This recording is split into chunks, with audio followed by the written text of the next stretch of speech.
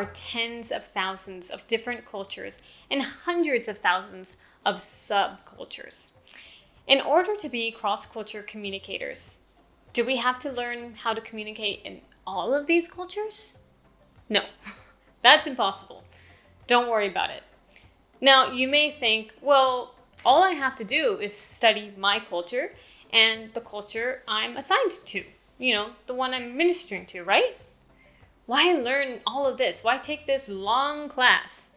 Well, with our church becoming more and more international, you will most likely be working with people from outside your home culture and ministry's culture.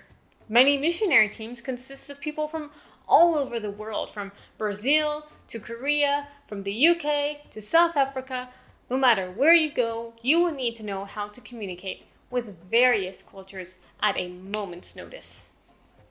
There are some shortcuts to understand culture quickly. Just by simple interactions, you'll be able to get a quick idea of how to communicate with different cultures. The way we are going to help distinguish cultures is through multiple spectrums. You may have already been briefed to some of these, but let's go through them.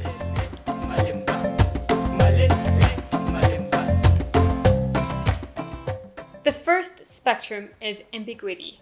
Ambiguity? Help me Google. Or how tolerant a culture is to change or to something new. Cultures on the extreme end of low tolerance prefer plans, manuals, sameness. Anything out of society's idea of normal is shunned. Certain behaviors, beliefs, and looks are expected, and anything outside of these expectations are a no-no. On the other side, a culture that is extremely tolerant is seen as very laid back, everything's easily adopted, not really questioned, anything goes as long as it doesn't hurt anyone. When you are in a low tolerant culture, we need to be very cautious to not force them into something that they are uncomfortable with otherwise. They may be turned off by you and whatever you are bringing to them, such as the gospel.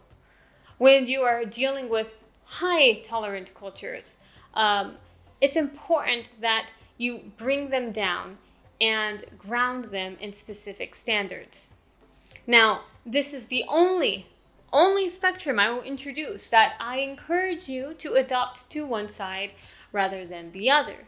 As cross-culture communicators, we need to learn how to adapt to a specific culture, and we need to be more flexible and adaptable to change because it is the nature of our job.